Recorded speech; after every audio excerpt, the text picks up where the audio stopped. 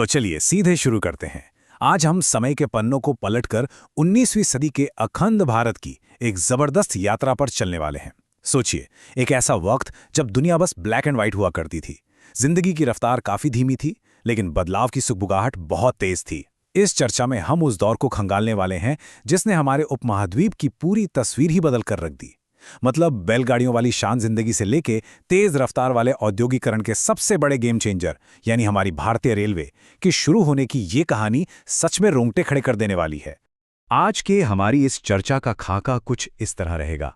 सबसे पहले हम 19वीं सदी के धीमे भारतीय जीवन को समझेंगे, फिर समाज के कुछ बहुत ही दुर्लभ झलकियों पर नजर डालेंगे। उसके बाद देखेंगे उस समय की सबसे बड़ी परिवहन चुनौती को, और फिर भारतीय रेलवे का जन्म कैसे हुआ, और अंत में हमारी पहली ऐतिहासिक पैसेंजर ट्रेन के सफर को जिएंगे। तो बिना किसी देरी के इस रोमांचक सफर पर निकलते हैं। शुरुआत करते हैं भाग 1 से, 19वीं सदी का भारतीय जीवन और उसकी धीमी गति। जरा 1850 के दशक की कल्पना कीजिए। संसाधन सच में बहुत कम थे, लेकिन कमाल की बात यह है कि लोगों के हौसले और उनके समाधान बिल्कुल असीमित थे। ये वो दौर था जहां जीवन की सच्चाइयां एकदम साफ थीं। कठिनाइयां तो बहुत थीं, पर छोटी छोटी खुशियां और सादगी भी उतनी ही ज्यादा थीं। लोग आपस में बहुत गहराई से जुड़े हुए थे। बिल्कुल सही कहा गया है कि साधन कम थे लेकिन समाधान ज्यादा हुआ करते थे। ये बात उस दौर के लोगों के जज्बे को एकदम सटीक तरीके से बयां करती है। इतिहास खंगालने पर पता चलता है कि भले ही लोगों के कपड़ों में पैबंद लगे हों, लेकिन उनके चेहरों पर एक अलग ही सुकून और मुस्कुराहट रहती थी। इतनी भयंकर गरीबी और कड़ी मेहनत के बावजूद उन्होंने अपनी जीवंतता को कभी मरने नहीं दिया। सच कहूं तो यही उनकी असली ताकत थी। अब आप शायद सोच रहे होंगे कि भाई, हमें उस समय का इतना सटीक हाल कैसे पता? जवाब है उस ब्लैक एंड व्हाइट युग की तस्वीरें। लेकिन ठहरिए, आज की तरह जेब से फोन निकालकर तुरंत सेल्फी लेने वाला जमाना नहीं था वो। कैमरे इतने भारी भरकम होते थे कि उन्हें उठाना मुश्किल था, और एक तस्वीर खींचने के लिए यकीन मानिए 10 से 15 मिनट तक बिना हिले डुले खड़े रहना पड़ता था। इसे एक्सपोजर टाइम कहते थे। इसीलिए फोटोग्राफी उस वक्त कोई आम बात नहीं थी। ये एक बहुत बड़ी लग्जरी थी जो या तो ब्रिटिश सरकार अफोर्ड कर सकती थी या फिर हमारे रियासतों के राजा महाराजा। आगे बढ़ते हैं भाग 2 की तरफ, समाज की दुर्लभ झलकियां और हमारा सांस्कृतिक परिदृश्य। तो जब तस्वीरें खींचना इतना ही मुश्किल और महंगा था, तो जाहिर है कि जो भी उस वक्त कैमरे में कैद हुआ वो आज हमारे लिए किसी अनमोल खजाने से कम नहीं है। और इसी खजाने में हमें दो बिल्कुल अलग दुनियाओं का गजब का कॉन्ट्रास्ट देखने को मिलता है। एक तरफ लाला दीनदयाल जैसे मशहूर फोटोग्राफरों ने शाही शानो शौकत को कैद किया, जैसे त्रिपुरा के महाराजा वीरचंद्र अपनी पत्नी के साथ, या वडोदरा की राजकुमारी ताराबाई एकदम शाही अंदाज में बैठे हुई। और ठीक इसी के समानांतर दूसरी तरफ हमारे पास उन सेवकों और मजदूरों की तस्वीरें हैं जो ब्रिटिश अफसरों या रियासतों में काम करते थे। सुबह सुबह अपनी यूनिफॉर्म में तैयार होकर साहब का दरवाजा खुलने के इंतजार में बाहर बैठ के गप्पे लड़ाते हुए। एक तरफ बेहिसाब शाही वैभव, तो दूसरी तरफ शांत खामोश मेहनत। ये ऐतिहासिक तस्वीरें उस वक्त की सांस्कृतिक समृद्धि को एकदम जिंदा कर देती हैं। 1867 की एक तस्वीर है जिसमें बॉम्बे के एक स्टूडियो में एक पारसी महिला अपने बच्चों के साथ है। फिर कुछ तस्वीरें उन नाटक और थिएटर कलाकारों की हैं जो उस दौर में लोगों का मनोरंजन करते थे। 1860 के दशक के कुछ ऐसे पल भी कैद हैं जहां लोग मिट्टी के चूल्हे पर खाना पका रहे हैं और पास ही कोई मजे से पारंपरिक हुक्का गुड़गुड़ा रहा है। और हाँ, काशी और हरिद्वार के घाटों पर आस्था की डुबकी लगाते श्रद्धालुओं की तस्वीरें देखकर लगता है कि समय चाहे जितना बदल जाए, हमारी जड़ें आज भी वही हैं। सिर्फ आम जनजीवन ही नहीं, हमारी कला ने तो बाहरी दुनिया के होश ही उड़ा दिए थे। 1880 के दशक की बात है। तमिलनाडु के मल्लापुरम, जिसे आज हम महाबलीपुरम कहते हैं, वहां के प्राचीन मंदिरों की जब खोज हुई तो अंग्रेज अफसर भी हक्के बक्के रह गए। उन मंदिरों की बारीक नक्काशी इतनी शानदार थी कि उन्होंने स्पेशल फोटोग्राफर्स की टीमें भेजी ताकि इन अजूबों को कैमरे में उतारा जा सके। ये हमारी अद्भुत विरासत के जीते जागते सबूत हैं। अब देखिए, एक तरफ ये शांत सांस्कृतिक जीवन चल रहा था, लेकिन दूसरी तरफ देश का सियासी पारा भयंकर रूप से उबल रहा था। 1857 का विद्रोह आपको याद ही होगा। झांसी की रानी लक्ष्मीबाई के वो शब्द आज भी गूंजते हैं, मैदान जंग में मरना मंजूर है लेकिन फिरंगी से नहीं हारना है। उसी दौरान दिल्ली की घेराबंदी भी हुई थी और ब्रिटिश अफसरों की कई हाई लेवल मीटिंग्स भी इन कैमरों ने रिकॉर्ड की। मतलब देश एक बहुत बड़े ऐतिहासिक बदलाव के मुहाने पर खड़ा था। चलिए अब भाग 3 पर आते हैं, परिवहन की चुनौती। 19वीं सदी की शुरुआत में सियासत अपनी जगह थी, लेकिन आम इंसान की सबसे बड़ी और सबसे थकाऊ चुनौती थी एक जगह से दूसरी जगह जाना। उस समय सफर करना कोई एडवेंचर नहीं, बल्कि एक सजा हुआ करता था। सच कहूं तो पक्की सड़कों का तो उस वक्त कोई नामो निशानी नहीं था।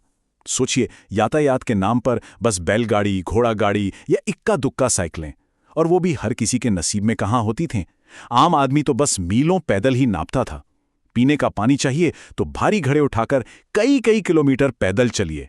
कहीं दूर जाना हो तो बच्चों और बुजुर्गों को कंधों पर लाद कर ले जाना पड़ता था। और पहाड़ों की तो पूछिए ही मत। कंपा देने वाली ठंड में खुद को बस एक कंबल में लपेटे हुए पहाड़ी कुली पीठ पर भारी सामान ढोते थे। ये सब सुनकर ही भयंकर थकान का एहसास होता है ना। लेकिन 1830 के दशक तक आते आते खेल बदलने लगा। भारत में व्यापार तेजी से बढ़ रहा था। ब्रिटिश प्रशासन यहां से भारी मात्रा में माल तैयार करवाकर पूरी दुनिया में एक्सपोर्ट कर रहा था। अब असली सिरदर्द ये था कि इतना सारा भारी माल देश के अंदरूनी हिस्सों से बंदरगाहों तक कैसे पहुंचाया जाए। ये बैलगाड़ियों के बस की बात तो बिल्कुल नहीं थी। बस इसी विशाल लॉजिस्टिक की जरूरत ने एक ऐसे बड़े समाधान की मांग पैदा की जो इस पूरे उपमहाद्वीप को एक साथ जोड़ सके। और यहीं से एंट्री होती है हमारे भाग 4 की, भारतीय रेलवे का जन्म। ये वो गेम चेंजर मोमेंट था जिसने परिवहन की इस नामुमकिन सी चुनौती को हमेशा के लिए खत्म कर दिया और हमारे इतिहास की धारा को ही मोड़ दिया। जरा देखिए कि चीजें कितनी रॉकेट की स्पीड से आगे बढ़ीं। 1832 में मद्रास में रेलवे का बस एक प्रपोजल पास हुआ था और सिर्फ 5 साल की कड़ी मेहनत के बाद 1837 में देश की पहली मालगाड़ी पटरी पर दौड़ने लगी। इसके बाद 1845 में गोदावरी नदी पर बांध बनाने के लिए पटरियों का जबरदस्त इस्तेमाल किया गया और फाइनली 1849 में great Indian peninsular railway company को इंसानों को ले जाने वाली यानी पैसेंजर ट्रेन चलाने का आधिकारिक ग्रीन सिग्नल मिल गया। यहाँ एक बहुत ही दिलचस्प फैक्ट है। वो जो 1837 में पहली ट्रेन चली थी ना, रेड हिल रेलवे, जो मद्रास के रेड हिल से चिंताद्री पट तक चली थी, आर्थर कॉटन ने इसे खास तौर पर मार्बल इंडस्ट्री के लिए ग्रेनाइट पत्थरों को ढोने के लिए बनवाया था।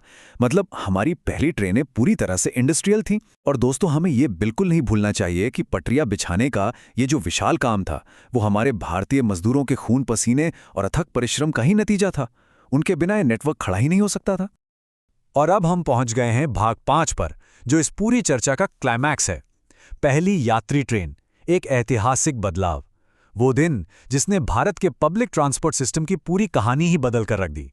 ये नंबर 21 ये कोई मामूली नंबर नहीं है।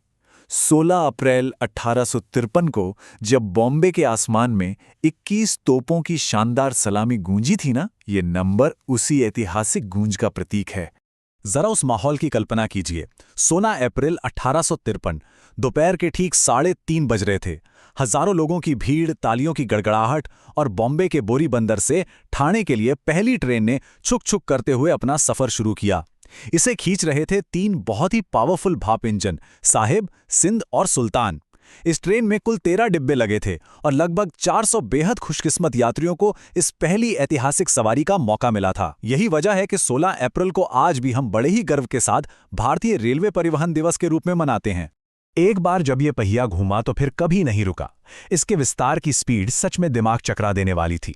अगले ही साल 1854 में इस ट्रैक को ठाणे से आगे बढ़ाकर कल्याण तक कर दिया गया। उधर पूरब में 15 अगस्त 1854 को देश की दूसरी यात्री ट्रेन हुगली से श्रीरामपुर के बीच 32 किलोमीटर तक दौड़ी। और तो और 1855 में देश की पहली टॉय ट्रेन भी शुरू हो गई, जिसमें ब्रिटिश कंपनी एडिसन का स्टीम इंजन लगा था। देखते ही देखते 19वीं सदी में भारत के यातायात की पूरी तस्वीर ही बदल गई। तो इस पूरे विश्लेषण के बाद एक बहुत ही गहरा सवाल जहन में आता है। कहाँ वो धीमी रफ्तार वाली बैलगाड़ियां और कहाँ ये लोहे की पटरियों पर दौड़ती जिंदगी? 1853 में चले उन शुरुआती 13 लकड़ी के डिब्बों ने आखिर उस विशाल आधुनिक रेलवे नेटवर्क की नींव कैसे रख दी, जिस पर आज हर दिन करोड़ों भारतीय आंख बंद करके भरोसा करते हैं? है ना कमाल की बात? ये सिर्फ कुछ इंजनों और लोहे की पटरियों की कहानी नहीं है। ये हमारे अदम्य साहस, अनथक मेहनत और कभी ना रुकने वाली प्रगति की कहानी है, जो हमें ये सोचने पर मजबूर करती है कि आगे और क्या-क्या चमत्कार होने बाकी हैं। उम्मीद है कि ये ऐतिहासिक विश्लेषण आपके लिए काफी दिलचस्प और ज्ञानवर्धक रहा होगा। साथ जुड़ने के लिए बहुत बहुत शुक्रिया।